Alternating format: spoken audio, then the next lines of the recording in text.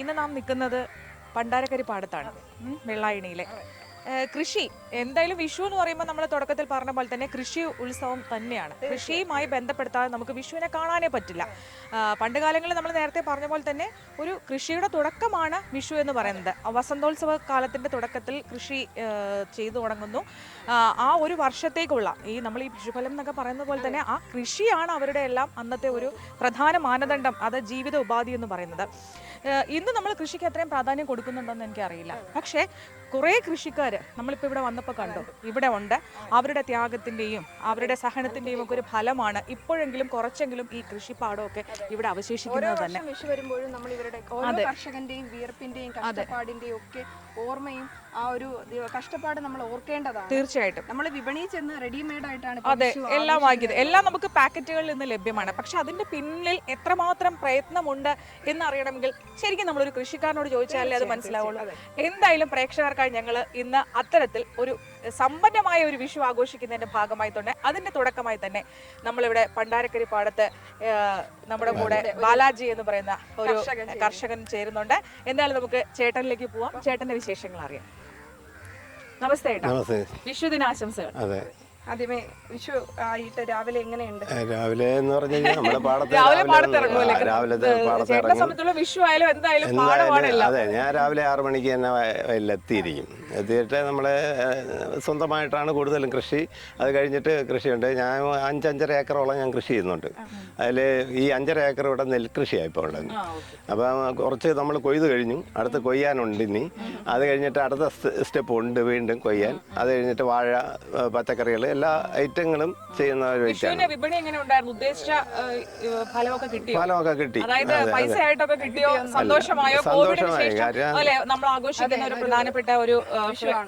അതെ, വിഷുവിന് നമുക്കെന്ന് പറഞ്ഞാൽ ന്യായമായിട്ടുള്ള സാധനങ്ങളൊക്കെ കിട്ടിയിട്ടുണ്ട്. കാര്യം എന്ന് പറഞ്ഞാൽ ഇപ്പോഴത്തെ ഈ വർഷം പ്രകൃതിക്ക് ശകലം ബുദ്ധിമുട്ടുണ്ടായിരുന്നു. എങ്കിൽ തന്നെയും മെച്ചം ആണ്. മെച്ചമല്ല എന്ന് പറയാൻ പറ്റത്തില്ല. കൃഷി ഞാൻ ഒരു 40-45 വർഷത്തിൽ കൂടുതൽ അപ്പൻ കൃഷിയാണ്. അതെല്ലാം ഇവിടെ തന്നെയാണ്.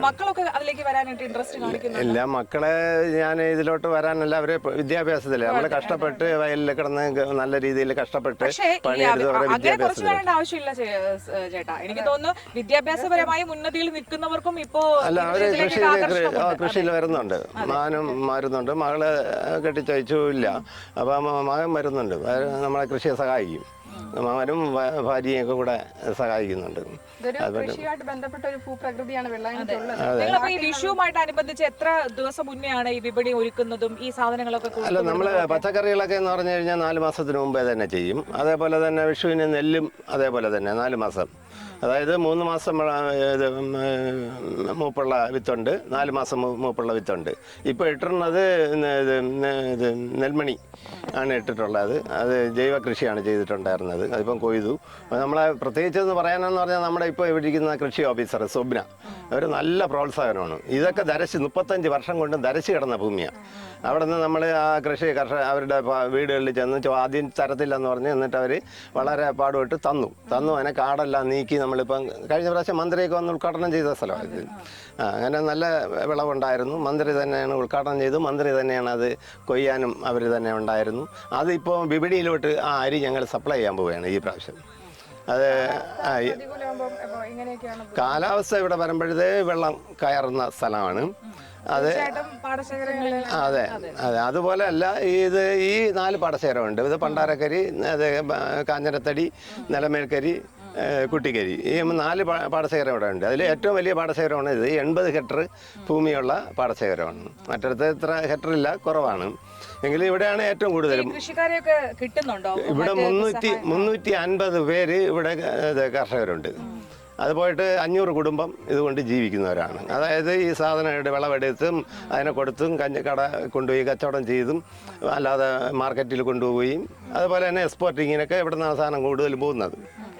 എല്ലാ ഐറ്റം ഈ കർഷകരൊക്കെ നമുക്ക് മുമ്പ് പഴയ കാലത്തെ ഒരു കൃഷി രീതി നോക്കുകയാണെങ്കിൽ ഒരു പാട്ട് പാടുന്ന ആ ഒരു സമ്പ്രദായം ഇപ്പോഴും ഉണ്ടോ? പാട്ട് പാടുന്ന നെല്ല് ഞാറ് നടുന്ന സമയത്തിന് ഉണ്ടാവും. എന്നാലും കൃഷിപ്പാട്ടുകൾ അവിടെ ഞാറ് നടുന്ന കാലത്ത് പണ്ടത്തെ പഴയ ആൾക്കാർ അതെ ഈ പാട്ട് ഞാൻ അറിയില്ല. അല്ല പാടും അവരുടെ കൂട്ടത്ത് പാടും എന്നുള്ളതേ ഉള്ളൂ. അല്ല പാടിയ അത്ര രസമല്ല. ഞാറ്റുകാല അത് ഞാറ്റ് നടുമ്പോഴത്തേക്കാണ് അവരെ അത് പ്രോത്സാഹനമായിട്ട് അങ്ങ് ചെയ്യുന്നത്. ഇപ്പം കൊയ്ത്ത് കഴിഞ്ഞു, വീണ്ടും കൊയ്യേണ്ട ഇത് ഉണ്ട്.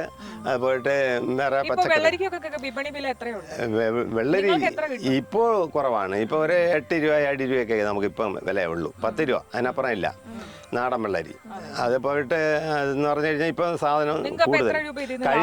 കഴിഞ്ഞ ഒരു വെള്ളരി വിൽക്കുന്നതല്ല, കിലോയാണ്. അത് വിളവനുസരിച്ചാണ്. വിളവനുസരിച്ചാണ് നമ്മൾ നട്ട് നല്ല പ്രകൃതിയൊക്കെ നല്ലതാണെങ്കിൽ വിളവ് എത്രത്തോളം കൂടി. ഒരു 50 കുഴി വെള്ളരിയൊക്കെ നമ്മൾ നടണമെങ്കിൽ നമുക്ക് ടണ്ണ് കണക്കിന് കിട്ടും വെള്ളരി. പരുവം, അതായത് ഓരോ സീസണിലുള്ള പരുവം പോലെയാണ്. എന്നാൽ ഇപ്പം ഈ വിഷുവിന് മുമ്പായിട്ട് ചെയ്തിട്ടുള്ളതിൽ അത്രത്തോളം മെച്ചമല്ല, അധികം ചൂടായതിന്. ചൂട് കൂടുതലാണ്, ചൂട് കൂടുതൽ നിൽക്കാൻ പറ്റുന്നില്ല. രാവിലെ ആണെങ്കിൽ കൂടി നമുക്ക് ഈ ചൂടത്താണ് നമ്മൾ ചൂടത്ത് ഈ കൃഷിക്ക് എന്തെങ്കിലും നമ്മൾ ഈ മുൻകാലങ്ങളിൽ വെച്ച് നോക്കുമ്പോൾ ഇപ്പൊ ചൂട് കൂടുതലാണ്. അപ്പൊ അതുകൊണ്ട് എന്തെങ്കിലും കൃഷിക്ക് അതുകൊണ്ട് കോട്ടം ഉണ്ടാവും. കൃഷിക്ക് കോട്ടം ഉണ്ടാവും. അങ്ങനെ നമ്മൾ പ്രതീക്ഷിക്കുന്നതിനേക്കാൾ വിളവ് കുറവായിരിക്കും. ഈ ചെടിക്കുള്ള വളർച്ച മുറിച്ചത് അവസ്ഥയായിരിക്കും. അല്ലെങ്കിൽ നമ്മൾ ഇപ്പം ഇതിന് നമ്മൾ കൊടുക്കുന്നത് ഇവിടെ ജൈവ കീടനാശിനിയാണ് ഇപ്പം കൊടുക്കുന്നത്. അപ്പം അല്ലാതെ കൃത്രിമമായിട്ടുള്ള ഒരു വിഷാംശം ഇപ്പം നമ്മൾ കൊടുക്കുന്നില്ല. കാര്യം ഇത് കൂടുതലും ഉൽപ്പാദിച്ചാലും മാക്സിമം നമ്മൾ വീട്ടിൽ കഴിക്കുന്നത് ഇതാണ്. ചേട്ടാ, നിങ്ങൾ ഈ വിപണി എങ്ങനെയാണ് കണ്ടെത്തുന്നത്? ഇവിടുന്ന് ഡയറക്റ്റ് ആയിട്ട് ഇത് ആൾക്കാരുണ്ടോ? എങ്ങനെയാണ് സ്ഥിരമായിട്ട് നിങ്ങൾ കൊടുക്കുന്ന ആൾക്കാരുണ്ടോ? സ്ഥിരമായിട്ട് അതെ കൊടുക്കുന്ന ആളുകളുണ്ട്. സ്ഥിരമായിട്ടല്ല, ഇവിടെ VAPCയുടെ ഒരു അർദ്ധ സർക്കാരിൻ്റെ ഒരു സ്ഥാപനമുണ്ട്. നമ്മുടെ ഇവിടെ നിന്ന് എടുക്കുന്ന വിളവ് അവിടെ കൊടുക്കും. അത് കഴിഞ്ഞിട്ട് ഹോർട്ടികോർപ്പിൽ കൊടുക്കും. അത് കഴിഞ്ഞിട്ടെന്ന് പറഞ്ഞാൽ ചില്ലറ കച്ചവടക്കാർക്ക് 50, 100 കിലോ അങ്ങനെ ചോദിച്ചാൽ കൊടുക്കും. നമ്മൾ മെയിൻ കൂടുതലും ഓഫീസിലാണ് കൊടുക്കുന്നത്. കാര്യം നമുക്ക് സൊസൈറ്റി ഉണ്ട് ഇവിടെ. ആ സൊസൈറ്റിയിലോട്ടാണ് നമ്മൾ കൊടുക്കുന്നത്. അപ്പം ആ സൊസൈറ്റിയിൽ എന്ന് പറഞ്ഞാൽ അതൊരു വിലയാണല്ലോ, അവർ വില ഇട്ട് അത് തരും. അതെ. അപ്പൊ അത് കഴിഞ്ഞിട്ട് ഓണ അവസരമൊക്കെ വരുമ്പോഴത്തേക്കും ഇപ്പൊ ഈ വിഷു ആണെങ്കിലും ഓണമൊക്കെ വരുമ്പോഴും വിപണിയിൽ എപ്പോഴും വിലയ്ക്ക് ഒരു ചാഞ്ചാട്ടം ഉണ്ട്. അപ്പൊ നിങ്ങൾക്ക് അതിന്റെ എന്തെങ്കിലും അല്ല, നമ്മുടെ ഇവിടെ വരുമ്പോൾ ടണ്ണ് കണക്കിന് സാധനമാണ് ഇവിടെ സ്റ്റോക്ക് ആവണത്. അന്നേരം ഇത് നമുക്ക് ചാലയിൽ 80 രൂപയാണ് കിട്ടുന്നതെങ്കിൽ നമ്മളിവിടെ ചിലപ്പോൾ 60-50 രൂപയ്ക്ക് കൊടുക്കേണ്ടി വരും. അങ്ങനത്തെ ഒരു സാഹചര്യം. എന്നാൽ മാത്രമേ ഇത് വിറ്റ് പോകുള്ളൂ, വിറ്റ് മാറുള്ളൂ. കാര്യം എന്ന് പറഞ്ഞാൽ ഒരാളിന് എനിക്ക് തന്നെ പാവയ്ക്കായിരുന്നാലും 1 ടണ്ണ് കാണും, ചിലപ്പം ഒരടപ്പ്. അതായത് ഒരാഴ്ചയിൽ 2 അടപ്പാണ്. 4 അടക്കും, ചിലപ്പോൾ 500 കിലോ കാണും. അപ്പം ഒരു കർഷകൻ അങ്ങനെ 200 കർഷകൻ്റെ സാധനം ഒരുമിച്ച് അവിടെ വരെയാണ്. അപ്പം ഏകദേശം ഇപ്പൊ എത്ര കർഷകരുണ്ട് ഇവിടെ? കർഷകരെന്ന് പറഞ്ഞാൽ രജിസ്ട്രേഷൻ കർഷകർ 175 പേരുണ്ട്. ഈ അല്ല, പണ്ട് കാലത്ത് എന്ന് പറഞ്ഞു കഴിഞ്ഞാൽ നമ്മള് അടിമത്വം പോലെയല്ലേ. അന്നേരം വലിയ ജമ്മിമാര് വിളിക്കും, 10-15 പേരെ വിളിക്കും, പണി ചെയ്യും, അവർക്ക് അന്നുള്ള കഞ്ഞിയൊക്കെ കൊടുത്ത് പിടിക്കും. അതെ അതെ, അത് പഴയ ജമ്മിത്വമാണ്. ഇന്ന് അങ്ങനെയല്ല. ഇന്ന് ഫിക്സഡ് ഒരു സാലറിയാണ്, അതായത് 1000 രൂപ ശമ്പളം. അത് കഴിഞ്ഞിട്ട് നമ്മൾ ഒരു നേരത്തെ ഭക്ഷണം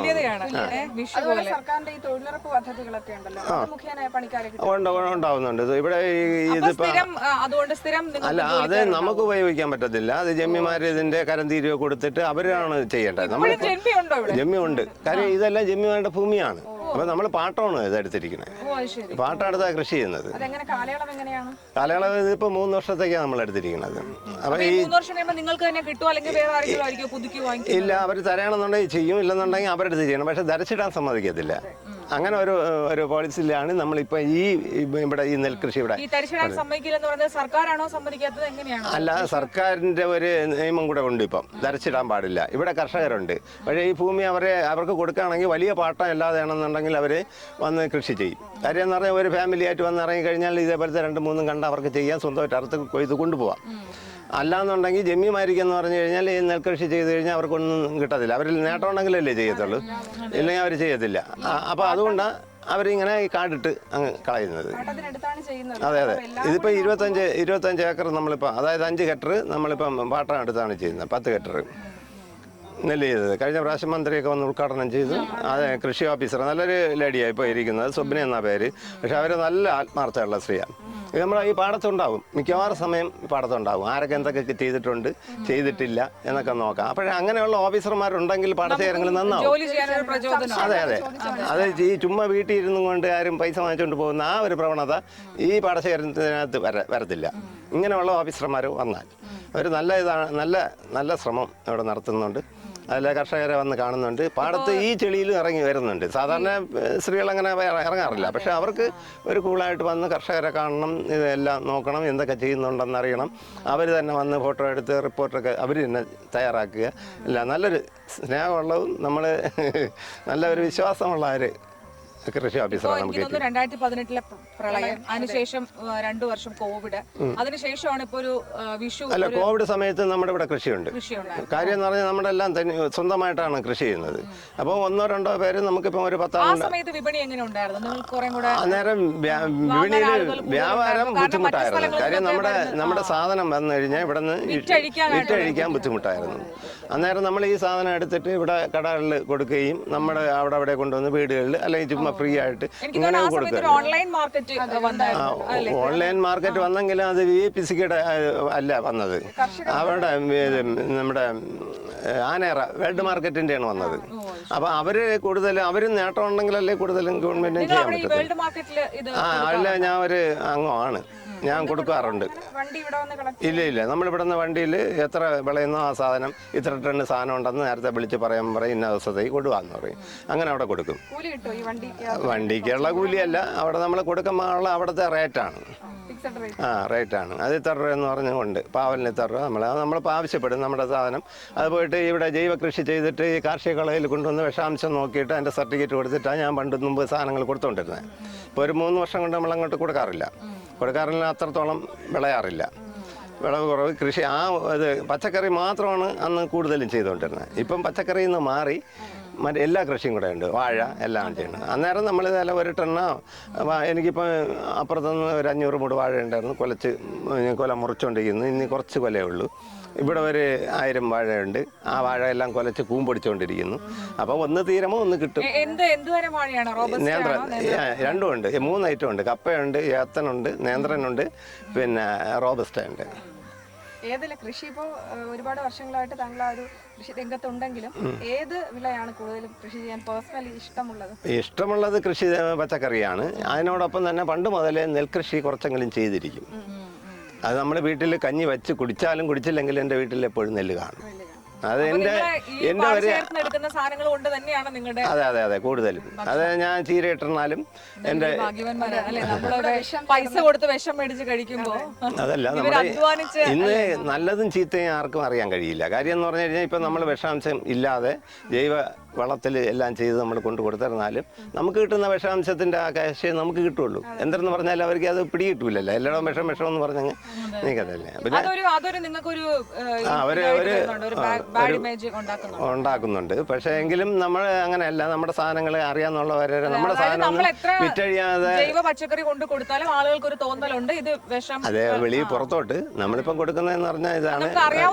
അതെ, നമ്മളിപ്പോൾ ഓഫീസിലൊക്കെ കൊടുത്ത് നമ്മുടെ പേരും ഇതെല്ലാം അവിടെ ഉണ്ട്. നമ്മൾ ഇന്നടുത്ത് പാപ്പാഞ്ചാണി അല്ലെങ്കിൽ പണ്ടാരക്കരി എന്ന് വരുന്ന പച്ചക്കറി അത് നല്ലതാ, അതിനെടുത്തോ എന്ന് പറയും. അപ്പോൾ അതെടുക്കാൻ മറ്റുള്ളവർക്ക് കൊടുക്കുന്നതിന് 2 രൂപ കൂടുതൽ തരികയും ചെയ്യുന്നുണ്ട്, ഇല്ലാതെയും ഉണ്ട്. ചിലപ്പം തീരെ താഴോട്ടും വരുന്നുണ്ട്. ചാണകം, കോഴിവളം ഇത് തന്നെയാണ് മെയിനായിട്ട് കൂടുതലും ഉപയോഗിക്കുന്നത്.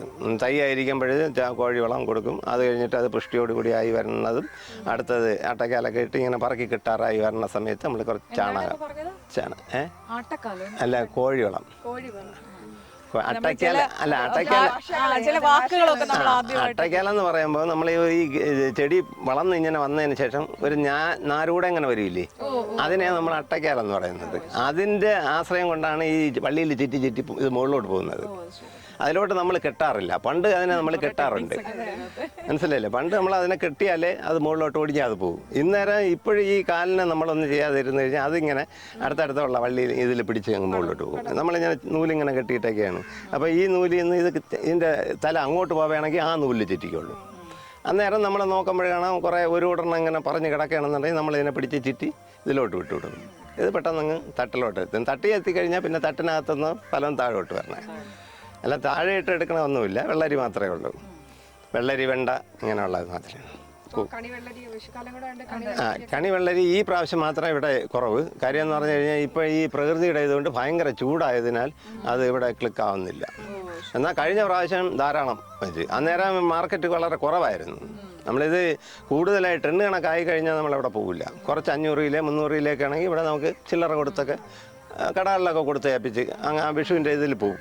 അത് കഴിഞ്ഞാൽ ഇത് പോകില്ല. ഇത് ഈ സാധനം പോകും കൊല്ലത്തോട്ടാണെങ്കിൽ ഈ സാധനം അവിടെ ഈ വെള്ളരിയാ കൂടുതൽ, ഈ കണി വെള്ളരിയ അവിടെ അത് 6 മാസം വരെ വെച്ചിരുന്നാലും ഒന്നും ചെയ്യത്തില്ല. നമ്മുടെ ഇവിടെ സാധാ വെള്ളരിയാണ്, അതിന് ടേസ്റ്റ് വേറെ, ഇതിൻ്റെ ടേസ്റ്റ് വേറെ. എന്തായാലും ചേട്ടൻ ഈ വിഷു ദിനത്തിൽ ഒത്തിരി കാര്യങ്ങൾ, നമുക്ക് മനസ്സിലാവാത്ത കുറെ കാര്യങ്ങൾ എല്ലാം പങ്കുവെച്ച് എന്തായാലും ഒരു നല്ല വിഷു ആവട്ടെ, അടുത്ത ഒരു വർഷത്തേക്ക് നല്ല വിളവെടുക്കാൻ ചേട്ടന് കഴിയട്ടെ എന്ന് ഞങ്ങൾ ആശംസിക്കുന്നു.